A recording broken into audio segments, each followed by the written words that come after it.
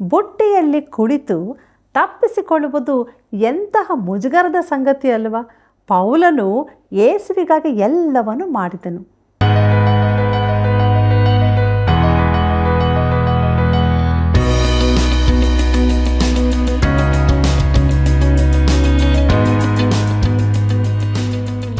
ಪ್ರೀತಿಯುಳ್ಳ ವೀಕ್ಷಕರೇ, ಶ್ರೇಷ್ಠ ಅಪೋಸ್ತಲನಾದ ಪೌಲನು ಕೊರಿಂಥದವರಿಗೆ ಬರೆದ ಪತ್ರಿಕೆಯ ಅಧ್ಯಯನದಲ್ಲಿ ಮುಂದೆ ಸಾಗ್ತಾ ಇದ್ದೇವೆ.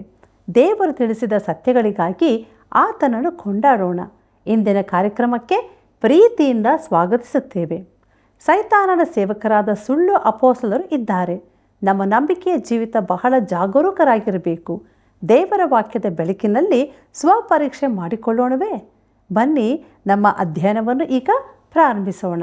ಪ್ರಾರ್ಥನೆಯನ್ನು ಮಾಡೋಣ. ಪ್ರಿಯ ಕರ್ತನೆ, ನಿನ್ನ ಜೀವವುಳ್ಳ ವಾಕ್ಯಗಳನ್ನು ನಾವು ಧ್ಯಾನಿಸುವಾಗ ನಿನ್ನ ಪರಿಶುದ್ಧಾತ್ಮನ ಸಹಾಯವನ್ನು ಕೊಡು. ಚೆನ್ನಾಗಿ ನಾವು ಅರ್ಥ ಮಾಡಿಕೊಂಡು ನಿನ್ನ ಮಾರ್ಗದಲ್ಲಿ ನಡೆಯಲು ಕೃಪೆ ತೋರಿಸು. ವೀಕ್ಷಕ ಬಾಂಧವರನ್ನು ಆಶೀರ್ವದಿಸಬೇಕೆಂದು ಯೇಸುವಿನ ನಾಮದಲ್ಲಿ ಬೇಡಿದ್ದೇವೆ. ಆಮೇನ್. ಕರ್ತನಲ್ಲಿ ಪ್ರೀತಿಯುಳ್ಳ ಸಹೋದರ ಸಹೋದರಿಯರೇ, ನಿಮ್ಮ ಹೃದಯವೂ ಕಳವಳಗೊಳ್ಳದಿರಲಿ. ದೇವರನ್ನು ನಂಬಿರಿ, ನನ್ನನ್ನು ನಂಬಿರಿ ಎಂಬುದಾಗಿ ಹೇಳಿದಂಥ ನಮ್ಮ ರಕ್ಷಕನಾದ ಯೇಸು ಕ್ರಿಸ್ತನ ಮಹಿಮೆಯ ನಾಮದಲ್ಲಿ ನಿಮ್ಮೆಲ್ಲರಿಗೂ ಹೃದಯಪೂರ್ವಕವಾದ ವಂದನೆಗಳು. ದೇವರ ಮಹಾಕೃಪೆಯಿಂದ ಸತ್ಯವೇದ ಅಧ್ಯಯನದಲ್ಲಿ ನಾವು ಮುಂದೆ ಸಾಗುತ್ತಾ ಇದ್ದೇವೆ. ನಮ್ಮ ಅಧ್ಯಯನವನ್ನು ಮುಂದುವರಿಸುವ ಹಾಗೆ ಕೊರಿಂಥದವರಿಗೆ ಬರೆದಂಥ 2ನೇ ಪತ್ರಿಕೆ 11ನೇ ಅಧ್ಯಾಯ 7ನೇ ವಚನದಿಂದ 9ನೇ ವಚನದವರೆಗೆ ಗಮನಿಸಿರಿ. ಅಲ್ಲಿ ಹೀಗೆ ಬರೆದದೆ: ಏನು ನೀವು ಅಭಿವೃದ್ಧಿ ಹೊಂದಬೇಕೆಂದು ನನ್ನನ್ನು ನಾನೇ ತಗ್ಗಿಸಿಕೊಂಡು ದೇವರ ಸುವಾರ್ತೆಯನ್ನು ನಿಮಗೆ ಉಚಿತಾರ್ಥವಾಗಿ ಸಾರಿದ್ದು ಪಾಪಕೃತ್ಯವೋ? ನಿಮ್ಮ ಸೇವೆ ಮಾಡುವುದಕ್ಕೋಸ್ಕರ ನಾನು ಇತರ ಸಭೆಗಳಿಂದ ಸಂಬಳ ತೆಗೆದುಕೊಂಡು ಅವುಗಳನ್ನು ಸುಲುಕೊಂಡೆನು. ನಾನು ನಿಮ್ಮಲ್ಲಿದ್ದಾಗ ಖರ್ಚಿಗೆ ಏನೂ ಇಲ್ಲದ ಸಮಯದಲ್ಲಿ ಯಾರ ಮೇಲೆಯೂ ಭಾರ ಹಾಕಲಿಲ್ಲ.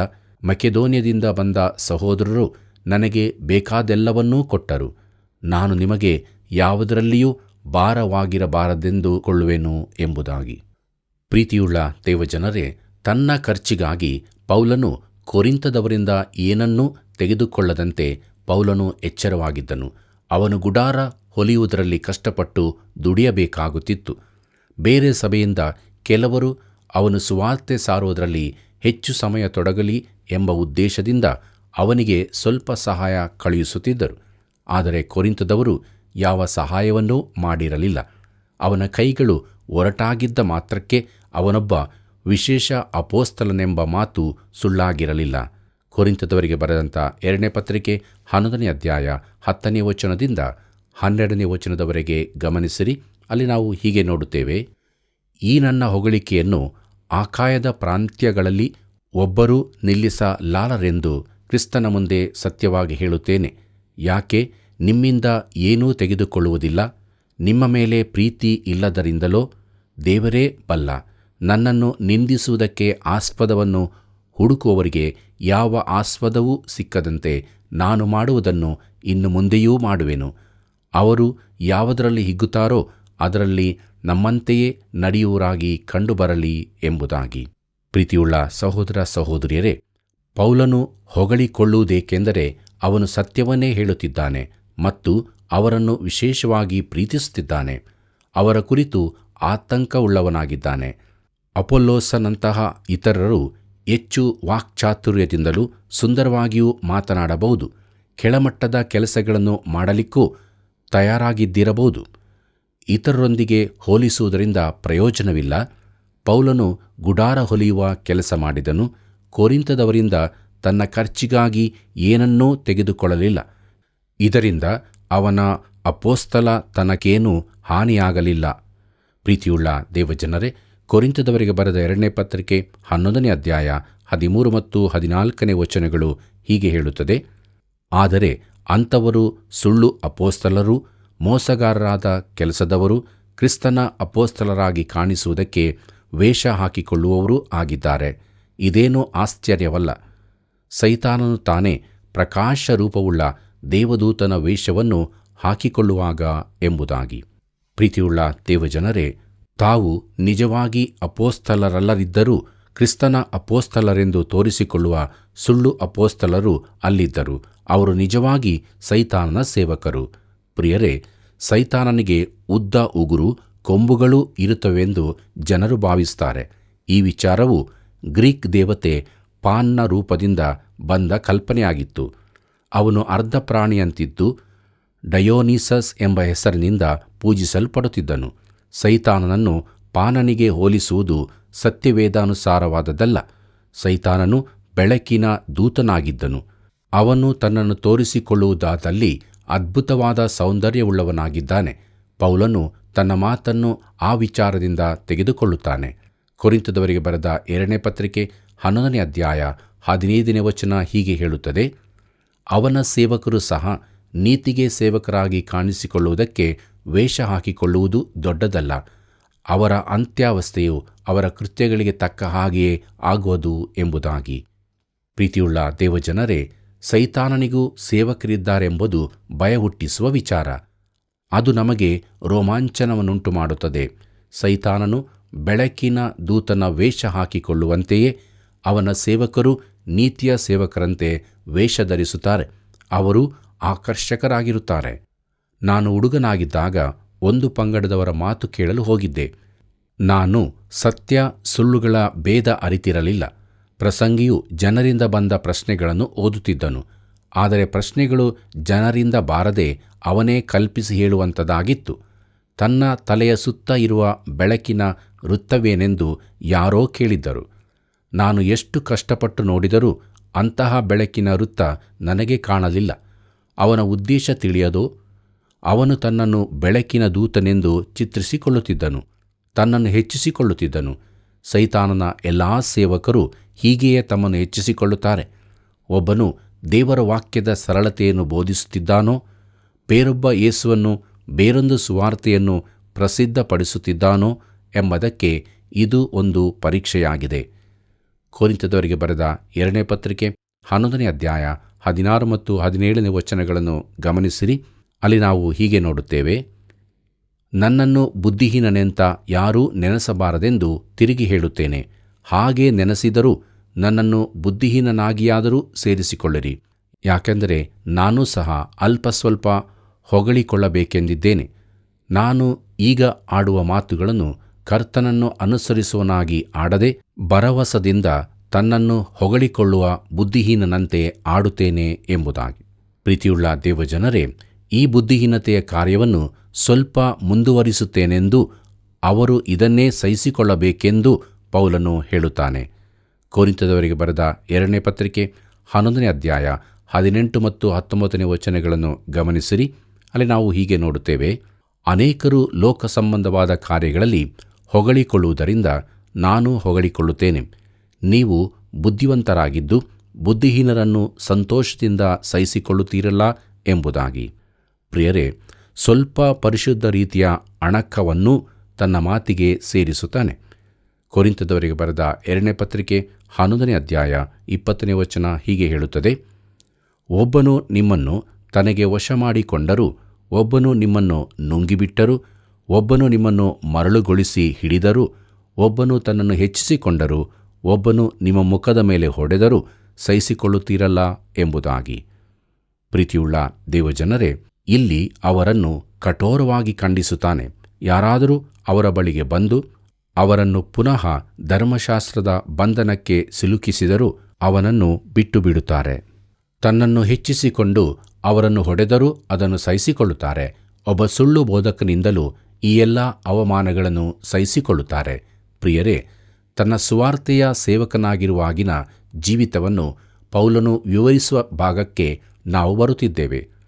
ನಾನು ತುಂಬಾ ವರ್ಷಗಳು ಸೇವೆಯಲ್ಲಿದ್ದರೂ ಪೌಲನು ಅನುಭವಿಸಿದ ಸಂಗತಿಗಳನ್ನು ಓದುವಾಗ ಅವನೆದುರು ನಾನು ಏನೂ ಅಲ್ಲವೆಂದು ಅರಿಯುತ್ತೇನೆ. ಈತನ ಹಾಗಿನ ಕ್ರಿಸ್ತನ ಸೇವಕನಾಗಿ ನಾನು ಇರಲಿಲ್ಲ. ಕೊರಿಂಥದವರಿಗೆ ಬರೆದ 2ನೇ ಪತ್ರಿಕೆ 11ನೇ ಅಧ್ಯಾಯ 21 ಮತ್ತು 22ನೇ ವಚನಗಳನ್ನು ಗಮನಿಸಿರಿ. ಅಲ್ಲಿ ನಾವು ಹೀಗೆ ನೋಡುತ್ತೇವೆ: ನಾವು ಬಲವಿಲ್ಲದವರಾಗಿದ್ದೇವೆಂಬಂತೆ ಇದನ್ನು ತನ್ನ ಅವಮಾನಕ್ಕೆ ಹೇಳಿದ್ದರೂ, ಯಾವ ಆಧಾರದಿಂದ ಯಾವನಾದರೂ ಧೈರ್ಯವಾಗಿ ನಡಕೊಳ್ಳುತ್ತಾನೋ ನಾನು ಧೈರ್ಯವುಳ್ಳವನಾಗಿದ್ದೇನೆ. ಇದನ್ನು ಬುದ್ಧಿಹೀನತೆಯಿಂದ ಹೇಳುತ್ತೇನೆ.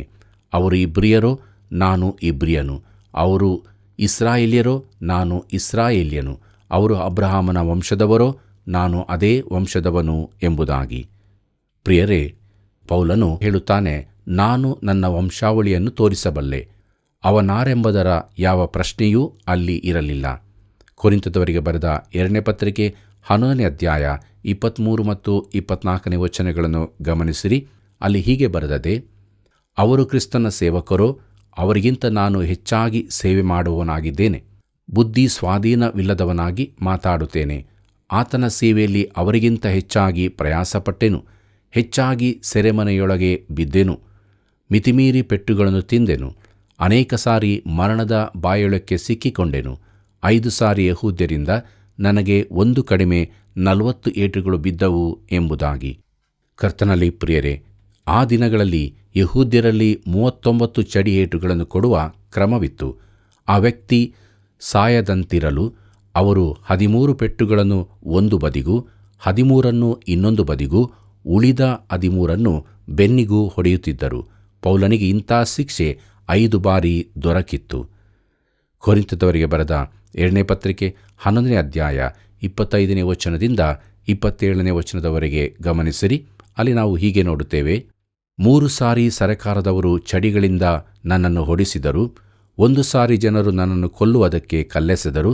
3 ಸಾರಿ ನಾನಿದ್ದ ಹಡಗು ಒಡೆದು ಹೋಯಿತು. 1 ರಾತ್ರಿ 1 ಹಗಲು ಸಮುದ್ರದ ನೀರಿನಲ್ಲಿ ಕಳೆದೆನು. ಆತನ ಸೇವೆಯಲ್ಲಿ ಎಷ್ಟೋ ಪ್ರಯಾಣಗಳನ್ನು ಮಾಡಿದೆನು.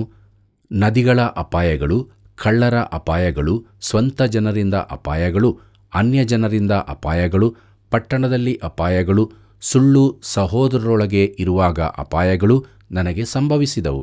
ಪ್ರಯಾಸ ಪರಿಶ್ರಮಗಳಿಂದ ಕೆಲಸ ನಡೆಸಿ ಅನೇಕ ಸಾರಿ ನಿದ್ದೆಗೆಟ್ಟು ಹಸಿವೆ ಬಾಯಾರಿಕೆಗಳನ್ನು ಪಟ್ಟು ಅನೇಕ ಸಾರಿ ಉಪವಾಸವಾಗಿಯೂ ಚಳಿಯಲ್ಲಿಯೂ ವಸ್ತ್ರವಿಲ್ಲದೆಯೂ ಇದ್ದು ಆತನನ್ನು ಸೇವಿಸಿದ್ದೇನೆ ಎಂಬುದಾಗಿ.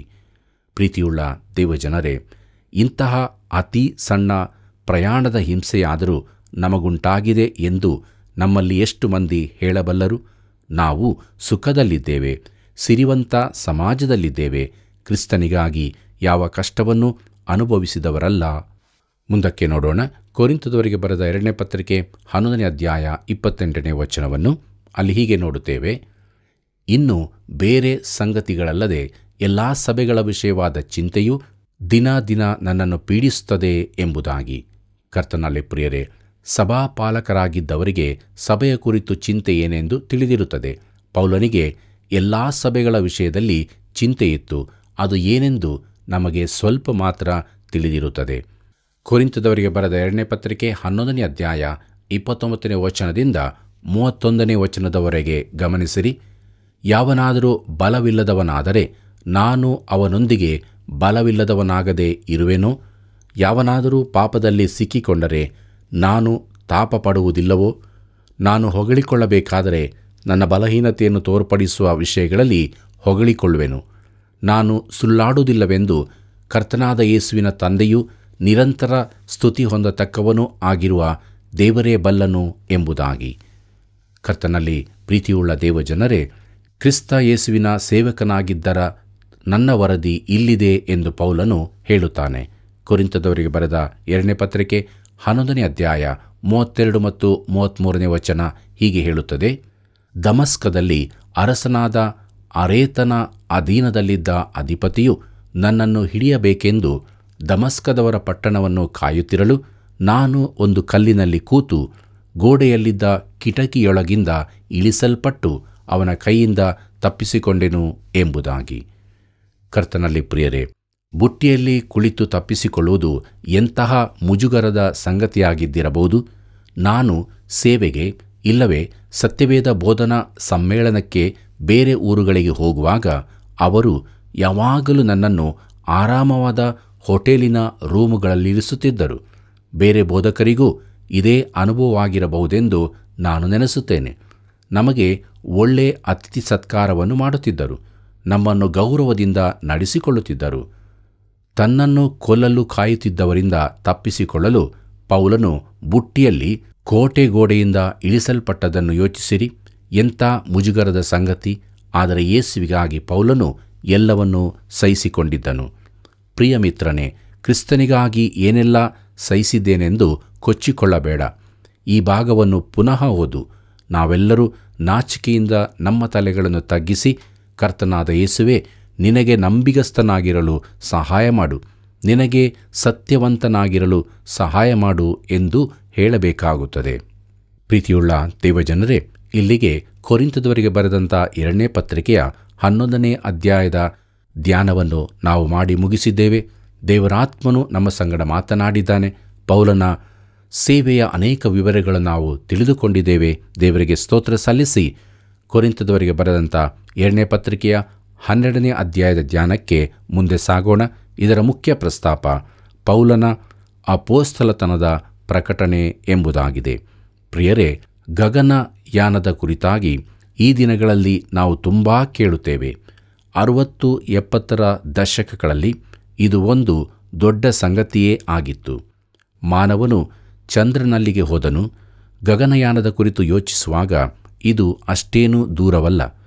ಚಂದ್ರನ ಬಳಿಗೆ ತುಂಬ ದೂರವಿದೆ, ಸರಿ.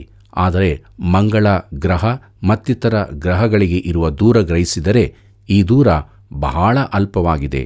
ನಮಗೆ ಸಮೀಪವಾಗಿರುವ ನಕ್ಷತ್ರ ಪುಂಜವಾದ ಅಂಡ್ರೋಮೀಡಕ್ಕೆ ಇರುವ ದೂರವನ್ನು ಅಳೆದರೆ ಮಾನವನು ಇನ್ನೂ ಹೆಚ್ಚು ದೂರ ಕ್ರಮಿಸಿಲ್ಲವೆಂದು ಅನಿಸುತ್ತದೆ. ಪ್ರೀತಿಯುಳ್ಳ ದೇವಜನರೇ, 3 ಮಂದಿ ಬಾಹ್ಯಾಕಾಶಕ್ಕೆ ಏರಿ ಹೋಗಿ ತಿರುಗಿ ಬಂದಿದ್ದರ ಕುರಿತು ದಾಖಲೆ ಸತ್ಯವೇದದಲ್ಲಿದೆ. ಅವರಾರೂ ಹಳೆ ಒಡಂಬಡಿಕೆಯಲ್ಲಿಲ್ಲ. ಕೆಲವರು ಕೇಳಬಹುದು, ಹಾನೋಕ, ಎಲಿಯರ ವಿಚಾರ ಏನು ಎಂಬುದಾಗಿ. ಅವರು ಪರಲೋಕಕ್ಕೆ ಒಯ್ಯಲ್ಪಟ್ಟರು ಎಂದು ನಾನು ನೆನೆಸುವುದಿಲ್ಲ. ಕರ್ತನಾದ ಯೇಸು ಹೇಳಿದ್ದಾನೆ, ಪರಲೋಕದಿಂದ ಇಳಿದು ಬಂದವನೇ, ಅಂದರೆ ಮನುಷ್ಯಕುಮಾರನೇ ಹೊರತು ಮತ್ತಾರೂ ಪರಲೋಕಕ್ಕೆ ಏರಿ ಹೋದವನಲ್ಲ ಎಂಬುದಾಗಿ.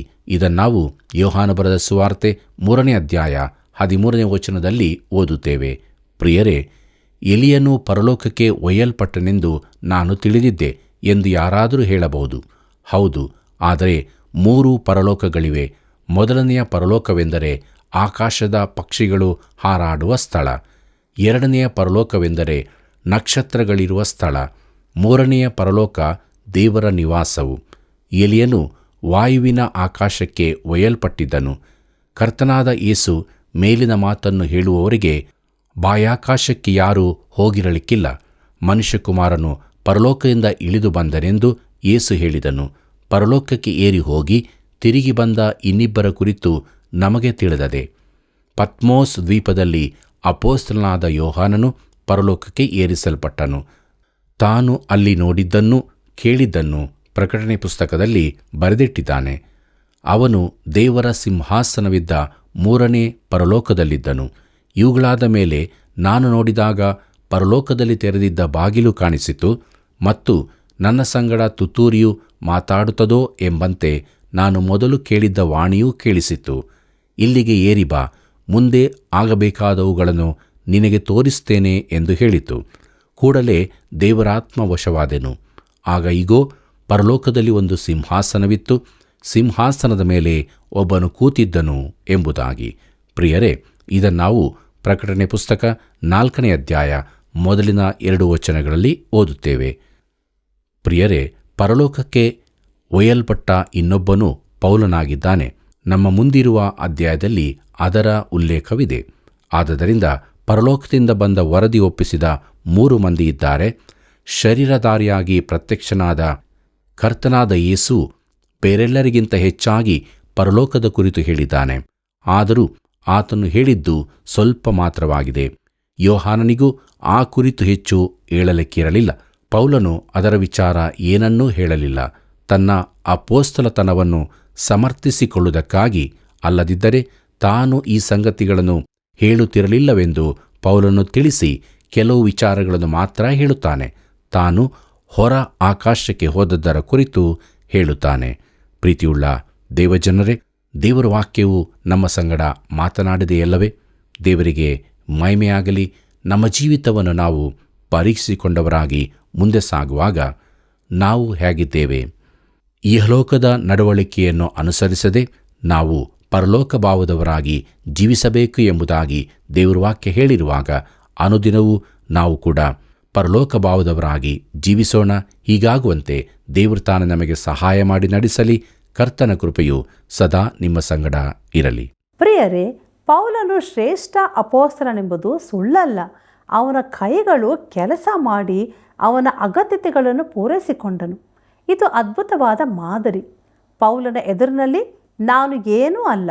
ಪೌಲನು ತನ್ನ ಅಪೊಸ್ತಲನವನ್ನು ಸಮರ್ಥಿಸಿಕೊಂಡಂತೆ ನಾವು ನಮ್ಮ ನಂಬಿಕೆಯನ್ನು ದೃಢಪಡಿಸಿಕೊಳ್ಳುತ್ತಾ ಯೇಸು ಕ್ರಿಸ್ತನ ಮೇಲೆ ದೃಷ್ಟಿ ಇಟ್ಟು ನಮಗೆ ನೇಮಕವಾದ ಓಟದಲ್ಲಿ ಓಡೋಣ. ಪ್ರಿಯ ವೀಕ್ಷಕರೇ, ನೀವು ಹೊಂದಿಕೊಂಡ ಆಶೀರ್ವಾದಗಳನ್ನು ನಮಗೆ ತಿಳಿಯಪಡಿಸಿರಿ. ಕತ್ತಲೆಯಲ್ಲಿರುವ ಅನೇಕರಿಗೆ ಬೆಳಕಾಗಿರಿ. ಸೇವೆಯನ್ನು ಬೆಂಬಲಿಸಿರಿ. ಮತ್ತೆ ಭೇಟಿಯಾಗೋಣವಾ? ವಂದನೆಗಳು.